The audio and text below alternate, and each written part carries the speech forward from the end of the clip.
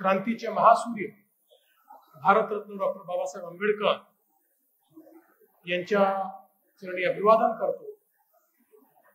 आज धम्मचक्र प्रवर्तन दिनाच्या आपल्या सर्वांना अतिशय मनपूर्वक शुभेच्छा देतो आणि धम्मचक्र प्रवर्तन दिनाच्या निमित्ताने आज आपल्यामध्ये उपस्थित असलेले राज्याचे महसूल मंत्री माननीय चंद्रशेखर बावनकुळेजी,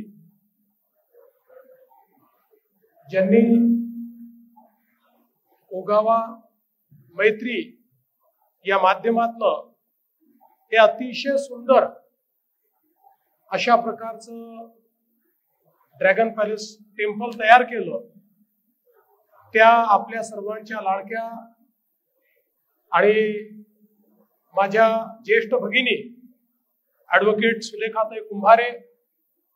खरं म्हणजे आज सुलेखाताईंचा देखील वाढदिवस आहे, त्यामुळे ताईंनाही मी जन्मदिनाच्या खूप खूप शुभेच्छा देतो आणि भगवान गौतम बुद्धांचा आशीर्वाद हा ताईंच्या पाठीशी नेहमीच राहो अशा प्रकारची भगवान गौतम बुद्धांच्या चरणी प्रार्थना देखील करतो।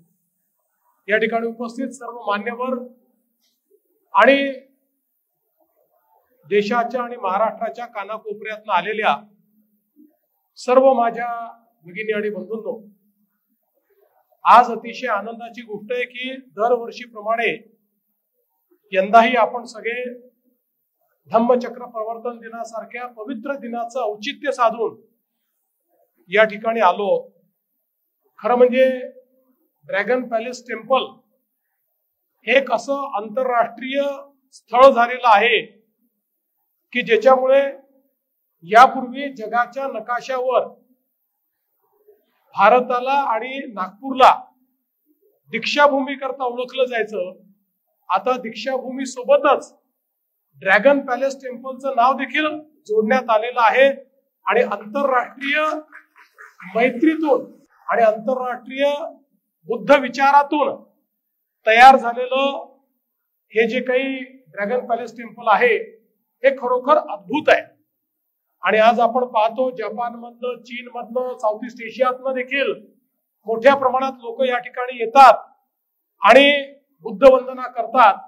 मला असं वाटतं की आज जशी प्रत्येकाची ओढ असते की धम्मचक्र प्रवर्तन दिनाच्या निमित्ताने दीक्षाभूमीला गेलं पाहिजे आणि भारतरत्न डॉक्टर बाबासाहेब आंबेडकरांच्या स्मृतीला वंदन केलं पाहिजे, तशीच आता दुसरी ओढ ही असते की तिथे वंदन केल्यानंतर या ठिकाणी ड्रॅगन पॅलेस टेम्पलला एकदा तरी भेट देऊन या ठिकाणी बुद्ध वंदना केली पाहिजे। अशा प्रकारची एक अतिशय अनुपम अशी भेट ताईंनी आपल्या नागपूरला दिलेली आहे। आपण सगळेच जाणतो की भारतरत्न डॉक्टर बाबासाहेब आंबेडकरांनी आपल्याला एक असं संविधान दिलं की जे जगातलं सर्वोत्तम संविधान आहे, ज्या संविधानामुळेच आज आपला देश जगामध्ये चौथी सगळ्यात मोठी अर्थव्यवस्था झालाय आणि लवकरच जगातली तिसरी सर्वात मोठी अर्थव्यवस्था होतोय। आणि आपल्याला माहिती आहे की आपल्या देशाचे प्रधानमंत्री माननीय मोदीजींनी सांगितलं की मला गीता, बायबल, कुराण पेक्षाही भारताचं संविधान जास्त महत्वाचं आहे, कारण या संविधानातूनच शेवटच्या माणसाचा विचार हा आपल्याला करता येतो। आणि खरं तर भारताच्या संविधानावर सर्वात जास्त जर कोणाचा पगडा असेल तर तो भगवान गौतम बुद्धांच्या विचारांचा पगडा आहे। या ठिकाणी समतेचा विचार, बंधुतेचा विचार हा भगवान गौतम बुद्धांचा वैश्विक विचार आज आपल्या संविधानाच्या माध्यमातून आपण जगापर्यंत नेतो आहोत आणि म्हणूनच आजचा दिवस अतिशय महत्वाचा आहे। आज या निमित्ताने भगवान गौतम बुद्धांचा धम्म, त्यांनी आपल्याला शिकवलेलं पंचशील, या सगळ्या गोष्टी आपल्याला पुन्हा एकदा आपल्या स्वतःलाच सांगायच्या आहेत आणि त्यानुसार आचरण करायचं आहे असा संकल्प आजच्या दिनाच्या निमित्ताने आपण सर्व करूया। पुन्हा एकदा ताईंना मी जन्मदिवसाच्या आणि धम्मचक्र प्रवर्तन दिनाच्या खूप खूप शुभेच्छा देतो, आपल्या सगळ्यांना शुभेच्छा देतो आणि माझं बोलणं संपवतो। धन्यवाद।